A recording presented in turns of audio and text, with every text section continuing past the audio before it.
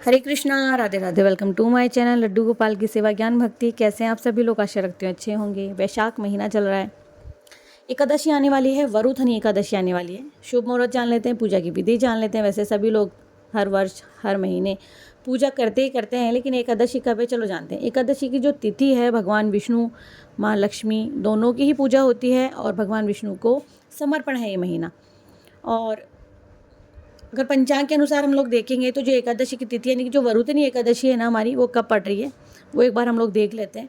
तो 23 अप्रैल को शाम 4:43 से शुरू हो रही है तिथि।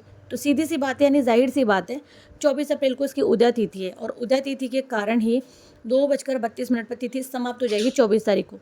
तो उदय तिथि के कारण ही हम लोग 24 को एकादशी मान रहे हैं। बहुत सारे लोग मान लेते हैं कि 23 को लग रहे तो 23 को मान लेते हैं, लेकिन उदय तिथि से ही शुरू होती है।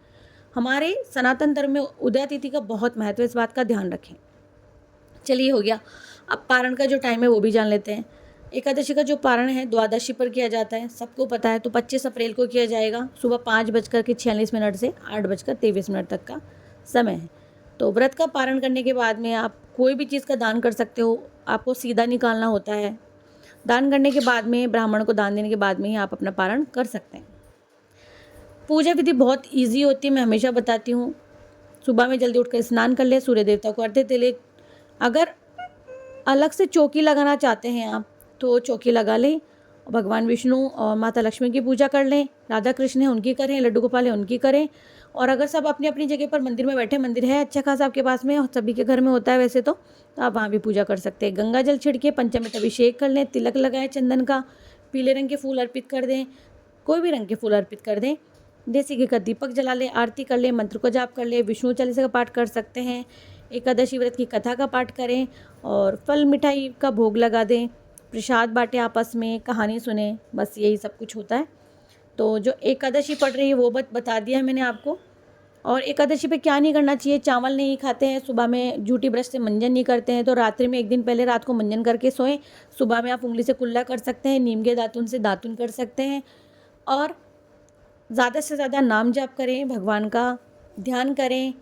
चाहे तो आप कीर्तन भी कर सकते हैं मंडली के माध्यम से, कुछ महिलाएं बैठ कर के, आप अकेले भी कीर्तन कर सकते हैं। तो ये है एकादशी के दिन किस तरह से प्रभु का नाम जाप करना है, आप सभी जानते हैं। अगर भगवान रामचंद्र जी को प्रसन्न करना होता है, हम लोग हनुमान जी की महिमा का बखान करते हैं, हनुमान जी का मंत्र जाप करते हैं, हनुमान जी की पूजा करते हैं। और जब हमें कृष्ण जी को प्रसन्न करना है तो हम लोग राधा का नाम जाप करते हैं, क्योंकि हमारे जो प्रभु हैं वो राधा नाम जाप से ही प्रसन्न होते हैं। तो हमारे प्रभु नाम जाप से प्रसन्न होते हैं। तो सभी को पता है ये बात कि कोई भी नाम जाप हो, कोई भी भगवान का नाम हो, केवल माला से ही नहीं किया जाता है। आप अपने आंतरिक मन से भी भगवान का नाम जाप कर सकते हो। जो लोग माला करते हैं वो माला के माध्यम से करें, जैसे कि हम लोग माला के माध्यम से करते हैं। आप लोग बिना माला से भी कर सकते हैं और मैं भी बिना माला के भी चलते फिरते राधे नाम जाप करती हूँ। जो भी मंत्र होता है जिसमें ओम लग जाता है उस जाप को आप बैठकर ही कीजिए। ओनली नाम ले रहे हैं आप तो आप उसे चलते फिरते खड़े रह करके कर सकते हैं। अच्छा, मैंने अक्षय तृतीया की जानकारी दे दी है चैनल पर, आप वो वीडियो भी देख सकते हैं जैसे इसके पहले वाली होगी।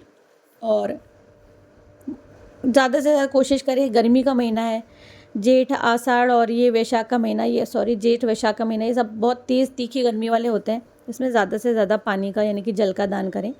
प्याऊ अगर है आसपास में तो वहाँ मटके दान करके आएँ। और किसी भी ज़रूरतमंद व्यक्ति को जो कैपेबल नहीं है आप उसके फल फ्रूटों का भी दान कर सकते हैं।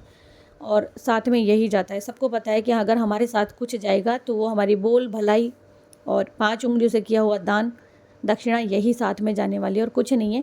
बाकी ये चुगली या किसी की बात करना या झूठ बोलना, हम लोग मनुष्य योनि में हैं, छोटी मोटी गलतियां सभी से होती रहती हैं। कोशिश करें लेकिन इन गलतियों को, यानी कि जब हम मान लीजिए आंगन गंदा हो जाता है तो हम लोग क्या करते हैं, उसकी धुलाई करते हैं। तो वो ये जब हमारे मन से हमसे कोई गलती हो जाती है तो हम उसकी धुलाई कैसे करेंगे, भगवान के नाम जाप के माध्यम से, भगवान की पूजा के माध्यम से, या किसी भी और इंसान है, गलतियां सबसे होती है। रास्ते में चलते न जाने कितने जीव जंतु पैरों के नीचे आ जाते हैं हमारे से, वो पाप भी हो जाता है। तो इन सभी का प्रायश्चित केवल और केवल एक ही है, प्रभु का नाम कीर्तन करना, पूजा करना। और कोई भी पूजा कीजिए, मैंने पहले भी कहा था, हमारी जो पूजा है उसमें नियम ज़रूरी होते हैं। हमारे जो जीवन है उसमें नियम ज़रूरी होते हैं। कोई भी पूजा करें विधि विधान से करें, भले छोटी पूजा करें, चीज़ों की कमी हो जाए लेकिन भाव की कमी नहीं होनी चाहिए। रेगुलर ही अपना काम करते रहें। अगर आज कोई एक चीज़ नहीं है, कोई बात नहीं है, आपको पूजा करना है, बस वही करते रहिए। आपको नहीं चाहिए कि पिछले महीने में या पिछली एकादशी पर मेरे पास ये चीज़ थी, इस बार नहीं है, कोई बात नहीं, ये प्रभु की इच्छा है, वो आपसे नहीं लेना चाहते उस समय। जो उन्होंने दिया है वही हम उनको अर्पित करते हैं। मिलते हैं नेक्स्ट वीडियो में। हरे कृष्ण।